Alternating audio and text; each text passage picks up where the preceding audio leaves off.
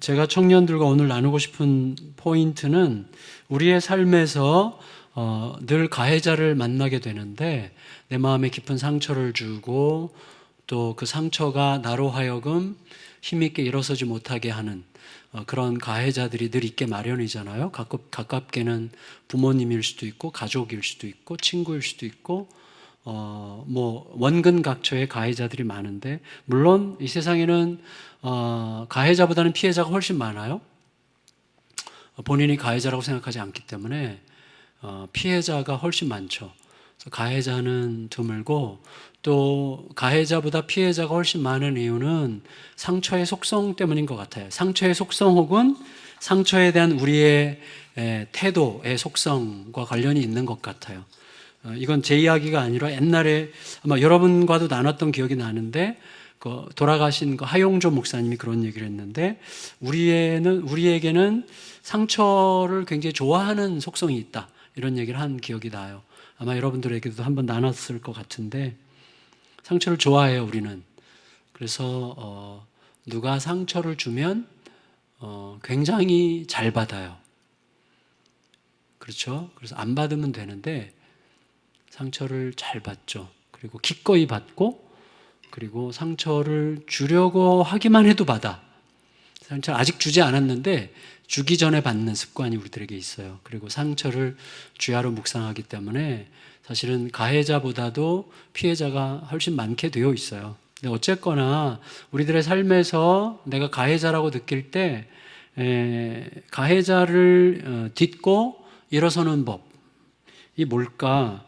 일단은 누군가로부터 뺨을 맞았어요. 그리고 누가 나에게 해를 끼쳤고, 저도 이제 전에 말씀드렸지만 제가 엄청난 피해자라고 생각했죠, 저희 아버지의.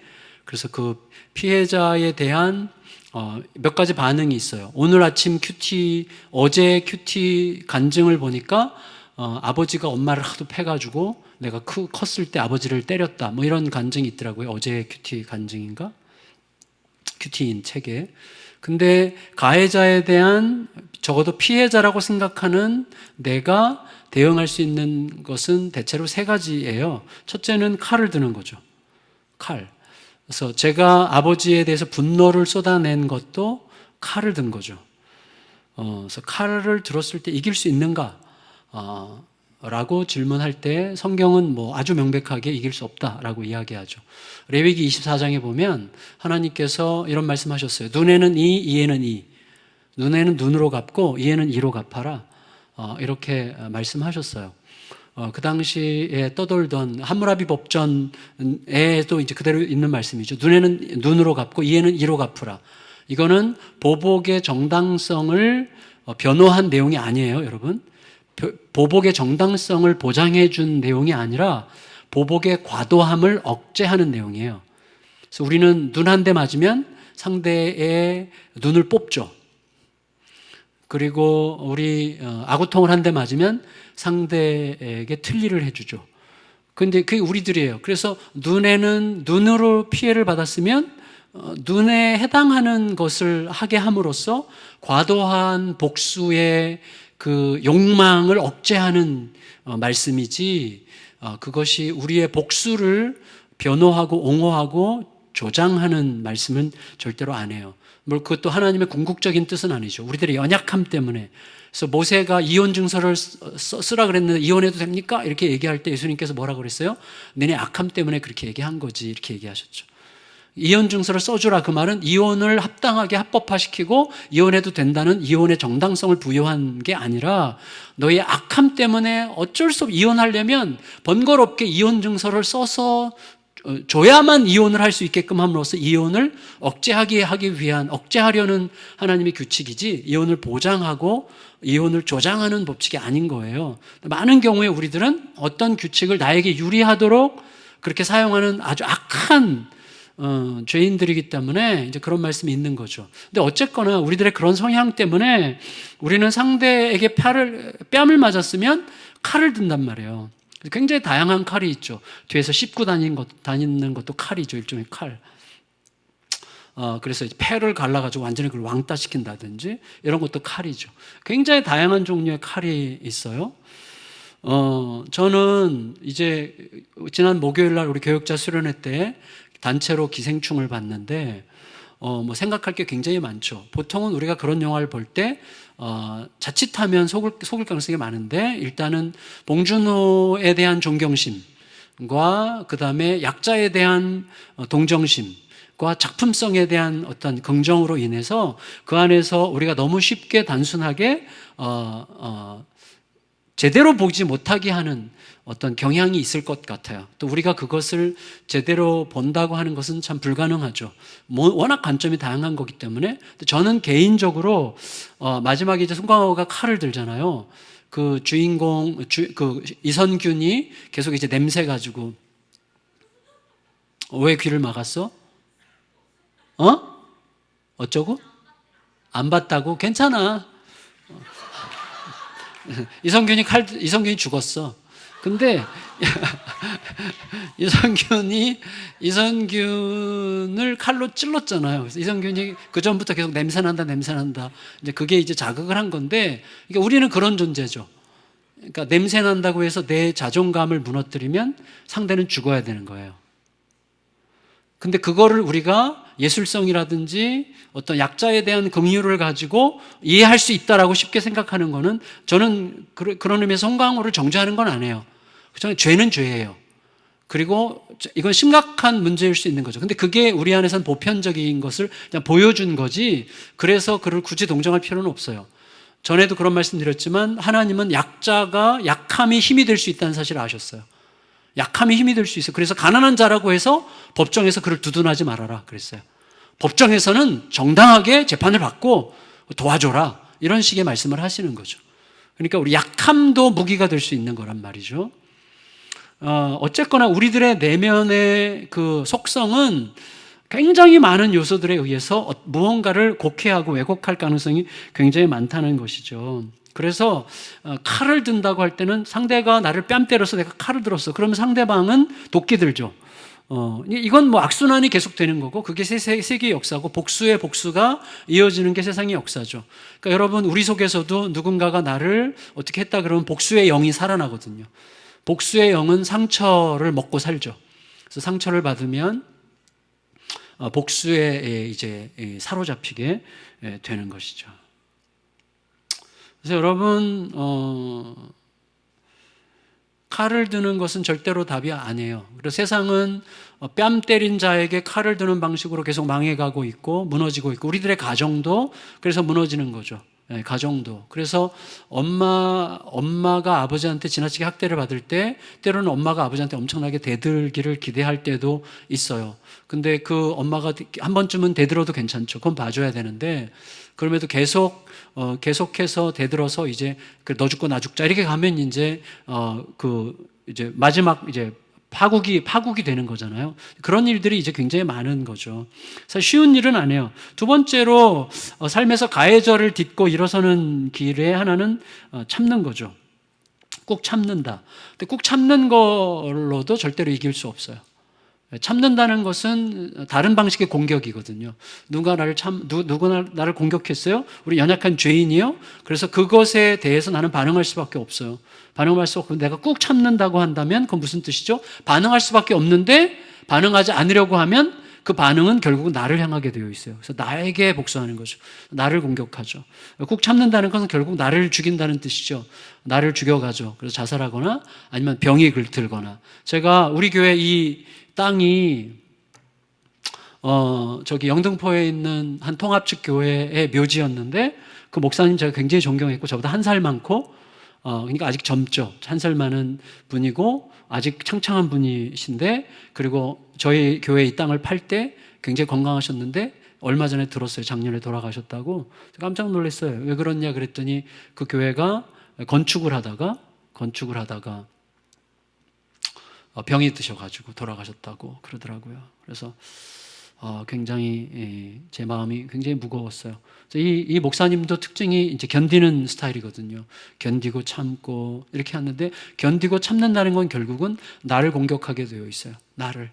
그래서 누군가를 공격하지 못하면 결국 나를 공격해서 계속 힘들게 하는 거죠. 그 증상으로 나타나는 게 이제 우울증 같은 거죠.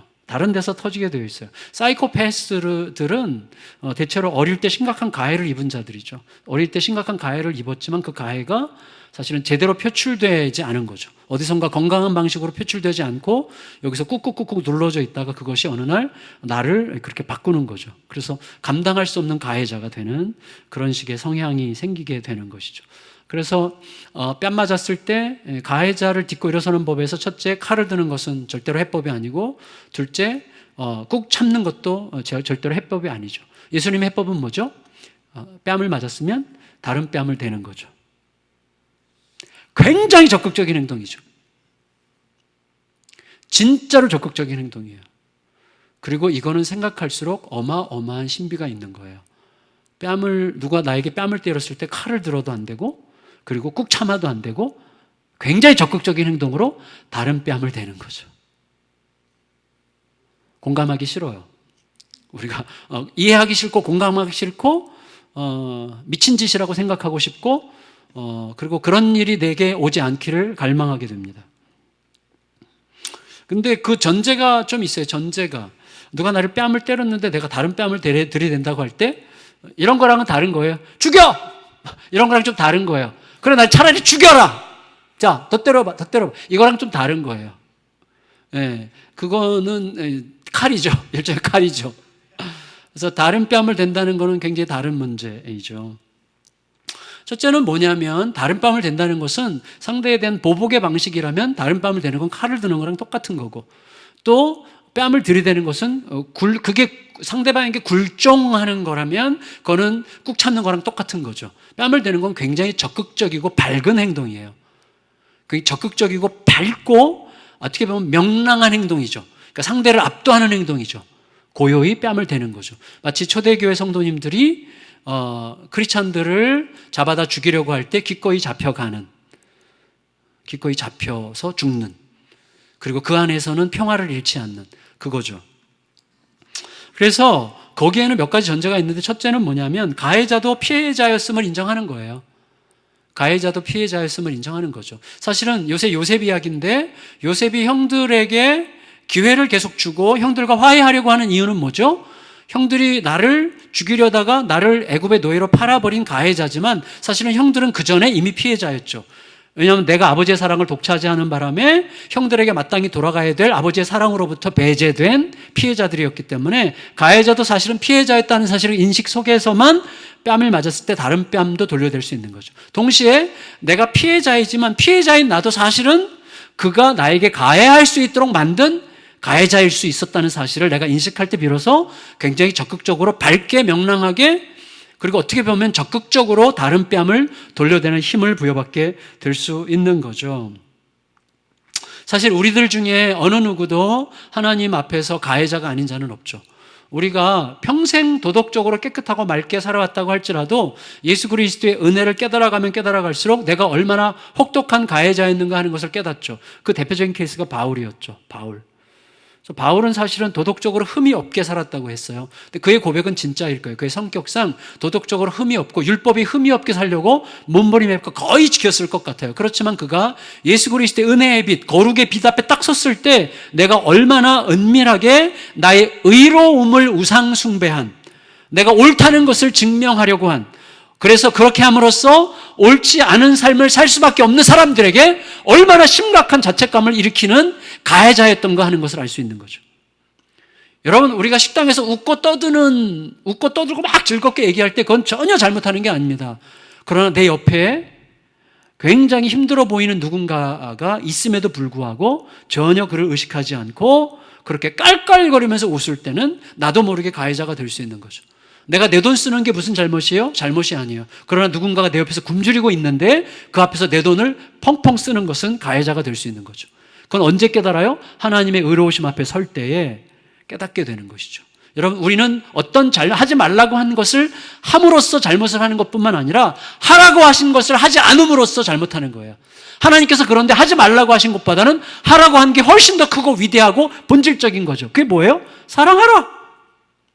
이게 성경이 우리가 가르치는 가장 위대하고 본질적인 가르침이죠. 근데 사랑해야 되는 상황에서도 사랑하지 않음으로 우리들은 거룩하지 않은 자가 되는 거고 사실은 가해자가 되는 거예요. 여러분, 부자와 나사로 비유를 생각해 보세요. 부자와 나사로 비유해서 부자가 뭘 잘못했어요? 내 것 갖고 내 돈 가지고 잘 먹고 잘 살았는데 뭐가 잘못이에요? 근데 그가 지옥 갔죠.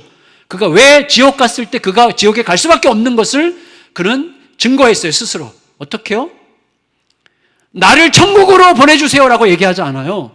천국에 간 나사로를 지옥으로 보내달래. 그래서 자기한테 물을 좀 이렇게 해서 자기 목을 축여달라고 얘기하죠. 나사로를 다시 지옥으로 끌어들이려고 하는 자예요. 굉장히 자기중심적이죠. 굉장히 자기중심적이에요. 나사로를 자기한테 오게 하라는 거야. 얼마나 자기중심적입니까? 저를 부디 그곳으로 가게 하여 주시옵소서. 그렇게 얘기하지 않아요. 무서운 거예요. 굉장히 무섭죠. 그러니까 우리들은 궁극적으로 이해해야 되는 거예요. 내게 뺨을 때린 그도 피해자다. 그가 누군가로부터 피해를 받았기 때문에 뺨을 때린 거다라고 하는 인식이 있어야 돼요. 그 다음에 내가 피해자이기만 한 것은 아니고 나도 사실은 가해자다. 혹은 나도 얼마든지 가해자일 수 있다. 내가 아무 잘못 없이 바르게 열심히 산 것밖에 없다라고 할지라도 내가 바르게 열심히 산 그것으로 누군가를 상당히 피해를 줄 수도 있었다는 사실에 대해서 생각할 수 있어야 되는 거예요. 하나님께서 사랑하라, 내가 너희를 사랑한 것 같이 너희를 사랑하라는 명령 앞에서는 우리 모두가 가해자예요. 그렇죠. 그러면 이게 어떻게 치료가 돼야 되냐? 가해자인 피해자. 자, 순수한 가해자도 없고 순수한 피해자도 없어요. 이 세상 사람들 모두는 가해자인 피해자이거나 피해자인 가해자이거나 둘 중에 하나죠. 그래서 가해자인 피해자 그에게 혹은 피해자인 가해자 그에게 희생할 기회를 주는 거예요. 희생할 기회. 그가 희생을 하면, 자, 피해자인 가해자가 희생을 하면, 가해자인 피해자가 희생을 하면 그 희생이 그 안에서 가해자 트라우마를 이기게 해요. 그리고 피해자 트라우마를 이기게 해요. 희생을 통해서만 가능해요. 그것은 희생을 통해서. 그거를 오늘 본문에서 요셉이 우리에게 보여주고 있어요. 요셉은 그렇게 생각이 거기까지 미치지 않았을 거예요. 그러나 요셉이 하나님 앞에서 고민하고 묵상하고 생각하고 하나님 앞에 여쭙고 하는 많은 시간들 속에서 그가 드디어 깨달았을 거예요. 나를 애굽의 노예로 팔아버린 형들이 진짜로 나의 가해자인데, 근데 그 이전에 형들은 나 때문에 피해를 받았죠. 형들에게 마땅히 돌아가야 될 사랑을 내가 다 독차지했기 때문에 형들도 사랑을 뺏긴 피해자인데, 피해자들로서 나에게 해를 가한 가해자인데, 가해자인 형들과 내가 진정으로 화해하는 길은 뭘까를 고민할 때 형들에게 기회를 줘야 된다는 것을 생각한 거예요. 어떤 기회?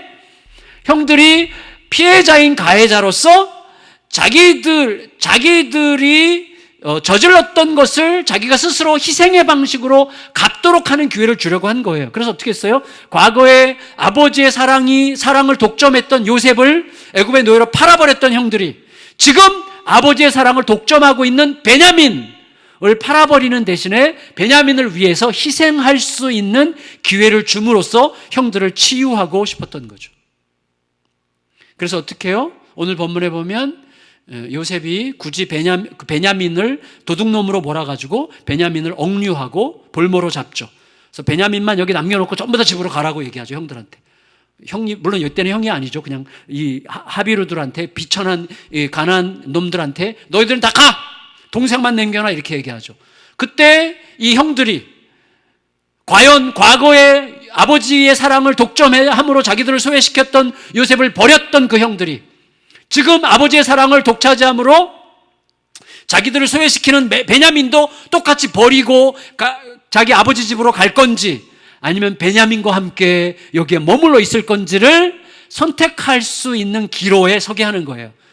그래서 형들이 어떻게 하기를, 정말 형들이 부디 이때 자기 동생 아버지의 사랑을 독차지함으로써 형들에게 돌아갈 아버지의 사랑을 빼앗고 소외시켜서 형들이 베냐민을 볼 때마다 피해자 의식을 가질 수밖에 없는 그 형들이 자기들에게 해를 가한 가해자인 베냐민, 본의 아니게 가해자가 된, 아버지 사랑을 독차지함으로 본의 아니게 가해자가 된 베냐민을 끌어안고 우리는 베냐민과 함께 차라리 노예가 되겠습니다.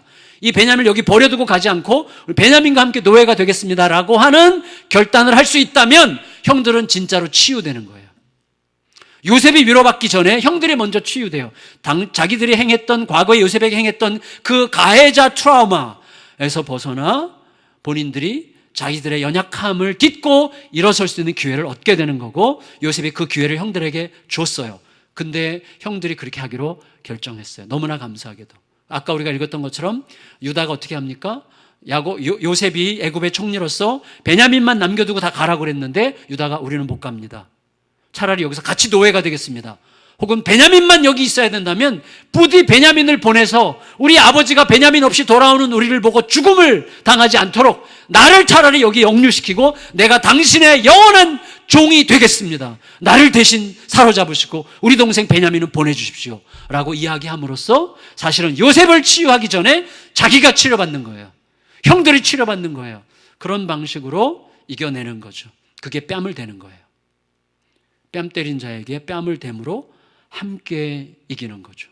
예수님은 이미 그 길을 오래전에 우리에게 가르쳐 주셨어요. 예수님께서는 우리에게 희생하기 위해서 오셨어요. 왜 그러셨죠? 그게 이 땅이 살 수 있는 유일한 길이니까.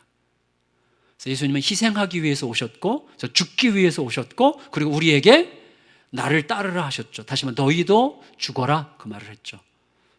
그래서 어떤 신학자는 예수께서 우리를 부르실 때 그것은 와서 죽으라는 뜻이었다라고 이야기했어요. 굉장히 중요한 말이죠. 다시 말해 예수님은 우리를 희생자로 부르셨어요. 희생자. 그래서 우리가 희생자가 됨으로 세상을 살리고 그 세상에 살아남으로 우리가 함께 사는 위대한 신비 가운데 살아갈 수 있도록 그렇게 하신 거예요. 제가 전에 그런 얘기 드렸죠.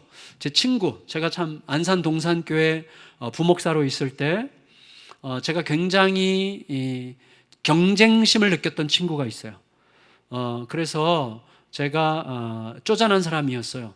그래서 어떤 다른 동료 부목사님이 설교하는데 거기 성도들이 은혜를 많이 받으면 저도 함께 은혜를 받아야 되는데 은혜가 안 되더라고요, 저는. 그래서 앞에서 어떤 목사님이 저희 동료 목사님 막 설교를 하는데 성도들이 막 은혜를 받고 막 좋아해. 그러면 뒤에서 소외되더라고요, 솔직히.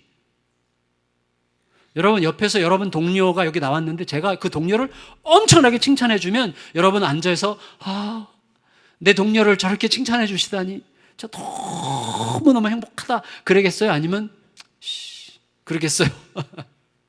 저는요, 우리 동료 부목사인데 그 친구가 설교하는데 성도들이 너무 좋아하는 거예요. 은혜를 받아. 사실은 저희가 어떤 트랩에 걸렸는데 어떤 트랩이냐면 김인중 목사님, 나, 그다음 그 친구 목사님 셋이서만 매주 돌아가면서 설교하는 예배를 하나 신설을 했어. 그래서 셋이서만 돌아가면서 설교를 해. 계속 셋이 비교돼. 김인중 목사님, 그 목사님 셋이서만 계속 비교돼. 근데 김인중 목사님은 이제 별로 은혜가 없었고 그 다음에 이제 그 친구가 김인중 목사님한테 그렇게 얘기해도 돼요. 저는 김인중 목사님한테는 목사님 이렇게 설교를 못 하세요? 이제 그렇게는 얘기 안 해도 목사님 설교가 좀 은혜가 안 돼요. 그럼 목사님은 그러게 난 진짜 설교를 못 해 이렇게 얘기하세요. 근데 위대하시죠. 정말 위대하시죠. 그 설교로 2만 명 공동체가 형성이 된 거예요. 사실 함부로 말할 수 없는데 그렇게 이제 편안한 마음으로 그렇게 했는데, 근데 이 친구가 설교할 때마다 성도들이 엄청 은혜를 받는 거예요. 그래서 저는 그때 뒷자리에 앉아서 성도들이 와 웃고 막 반응하고 하고 막 뜨거워질 때마다 뒤에서 같이 은혜를 받기보다는 뒤에서 제가 초라해지는 거야. 상대적으로 초라해져요. 이해할 수 있어요? 제가 볼 때 한 6명 정도 상당히 공감하는데 상당히 공감이 될 거예요. 굉장히 초라해지더라고요, 내가.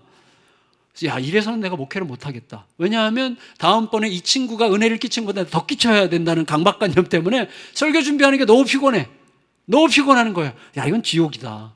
감옥이다. 내가 이 일을 그만두든지 이 예배를 담당자에서 내가 빠지든지 아니 무슨 수를 써야 되겠다 해서 엄청나게 기도를 했는데 하나님께서 저에게 알려주신 게 뭐냐면 2가지예요. 첫째는 마음, 두 번째는 행동인데 마음은 뭐냐면 이거예요.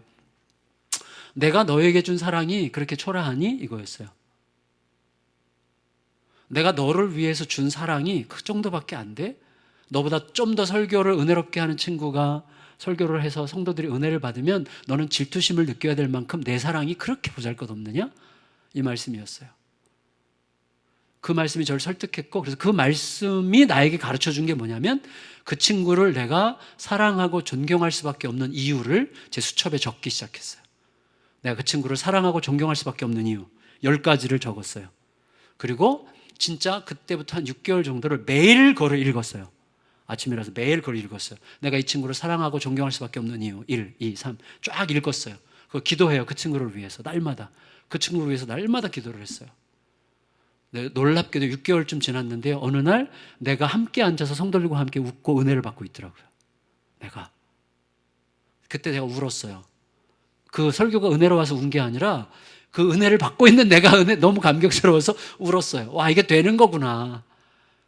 그러니까 사실은 그렇게 나보다 조금 더 상대적으로 나은 것 같아 보이는 친구에 대해서 경쟁심을 느끼게 할 만큼 하나님의 사랑이 그렇게 초라한 게 아니잖아요. 하나님의 사랑은 내가 누군가에게 충분히 양보하고 누군가의 나보다 더 잘하는 사람을 충분히 기뻐해도 괜찮을 만큼 크고 위대한 사랑인 거죠. 그 너무나 배부르고 충분한 사랑이죠. 근데 그 사랑을 내가 그렇게 못 깨달았구나 라고 생각했어요. 그 다음 단계는 뭔지 아세요? 고백이었어요. 고백. 그 친구랑 따로 만났어요. 그래서 그 친구 만나서 고백했어요. 그 목사가 이규현인데, 은혜동산교회 이규현 목사. 규현아, 나 사실은 이래가지고 이래서 이랬어. 그렇게 얘기를 했어요. 근데 그 친구가 내 얘기를 가만히 듣더니 웃더라고요. 그래서 한마디 했어요. 너 어쩌면 그렇게 나랑 똑같았냐? 그러더라고요. 그 친구도 똑같았던 거예요. 그런 마음으로 제가 설교할 때마다 뒤에서 성도들이 내가 설교할 때보다 더 은혜 받는 것 같아. 그게 너무너무 힘들었는데 그걸 하나님 앞에 기도하면서 이겨낸 거예요. 그러니까 사실은 하나님께서, 그래서 이 친구랑은 저는 서로 경쟁심이라는 게 거의 없어요. 진짜 거의 없어요. 지금은 이 친구가 은혜를 끼치면 제가 굉장히 행복하고 이 친구가 목회를 잘하는 것 때문에 제가 너무나 기뻐요. 너무 감사한 거예요. 그 친구도 속으로는 배 아픈지 모르겠지만 안 그런 것 같아요. 아주 서로를 너무 축복하는 너무 행복한 관계예요. 근데 그게 우리들의 인격의 문제가 아닌 거예요. 예수님의 나에 대한 사랑의 크기에 대한 묵상이 우리로 하여금 그렇게 하게 하는 것입니다. 따라서 여러분, 이거예요. 내가 나에게 해를 가한 그를 가서 끌어안는다고 할 때 이것이 희생으로 느껴지지 않게 할 만큼 나에 대한 예수 그리스도의 사랑이 얼마나 아름답고 놀랍고 풍성하고 화려한가 하는 것을 깨닫는 만큼 나는 나에게 해를 가한 그를 가서 끌어안는 게 희생이라고 느껴지지 않는 거예요. 나에 대한 예수님의 사랑을 깨닫는 만큼 이건 희생이 아니에요. 오히려 아름다운 선택이 될 수 있고, 내가 양보해 준 게 아니에요. 내가 용서해 준 게 아니에요. 내가 그 친구를 용서해서 막 끌어안아 준 게 아니에요. 그건 행복한 선택이 되는 거예요.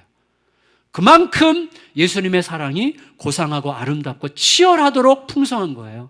우리에 대한. 그래서 그 은혜와 사랑 안으로 자꾸 들어가는 게 너무너무 중요한 거죠. 따라서 누군가가 나에게 상처를 입히고 떠날 때 오히려 적극적으로 그를 쫓아가서 그를 끌어안고 축복하려고 하는 편이에요. 못 그럴 때도 있지만 그렇게 되면 그를 얻어요. 그리고 그를 얻음으로 나를 얻게 되는 거죠. 이 불가능해 보이는 이 일은 오직 한 길밖에 없어요. 예수님의 나에 대하여 쏟아진 예수 그리스도의 사랑을 묵상하는 깊이와 그 사랑의 의미와 깊이를 깨달아가는 그 강도의 크기에 의해서 누군가에게 내가 가는 강도와 크기가 달라지게 되는 것입니다. 따라서 우리의 과제는 항상 하나밖에 없어요. 예수님의 크심 안에 거하는 거예요. 예수님의 크심 안에 거하는 거. 옆 사람에게 얘기하세요. 예수님의 크심 안에 거하자. 크 할 때 목이 약간 아파야 돼요. 예수님의 크심 안에 거하자. 옆에. 크심 안에 거하자. 예수님의 크심 안에 거하세요. 제가 전에 말씀드렸는데 이거는 앞으로 1000번, 10,000번 반복해도 되는 말씀이니까 이거 여러분 다시 한번 따라해 보세요. 아마 한 적 있을 거예요. 몇 번. 예수님의 크심 안에 거할 때, 특히 예수님의 크심 안에 거한다는 말은 날마다 십자가 앞에 선다는 뜻이고, 십자가가 우리에게 가르치는 게 두 가지가 있다고 그랬죠. 맞죠? 두 가지. 항상 이걸 기억하세요. 저를 따라하세요. 첫 번째는 뭐냐면 나는, 자, 예수님의 십자가 앞에 설 때 우리가 깨닫는 두 가지. 자, 따라해 보세요. 나는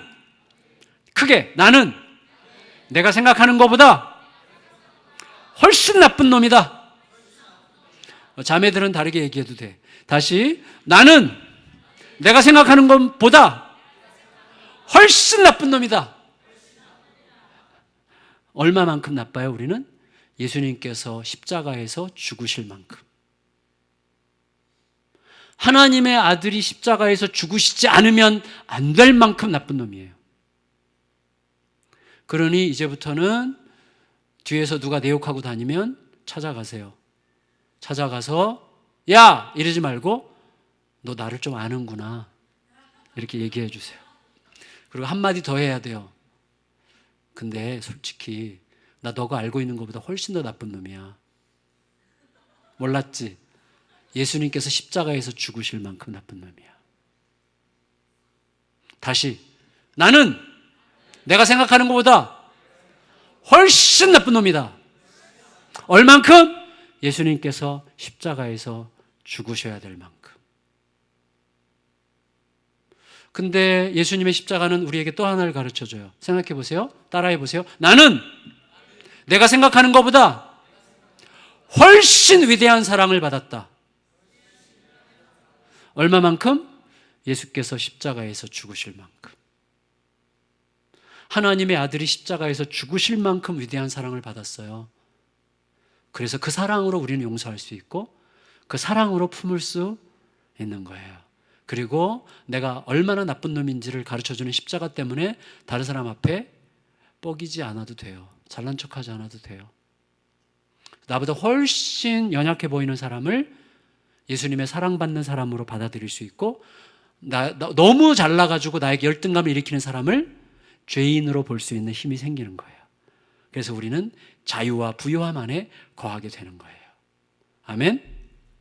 그 은혜를 누리고 삶에서 가해자를 딛고 일어서는 칼을 들거나 꾹 참거나 하지 말고 뺨을 내미는 가장 적극적인 예수 그리스도의 은혜 안에서 끝내 이기고 함께 건강을, 부요함을 함께 그리스도와 함께 창조하는 삶에 거하는 우리 사랑하는 모든 청년들 다 되시기를 예수님의 이름으로 축원합니다.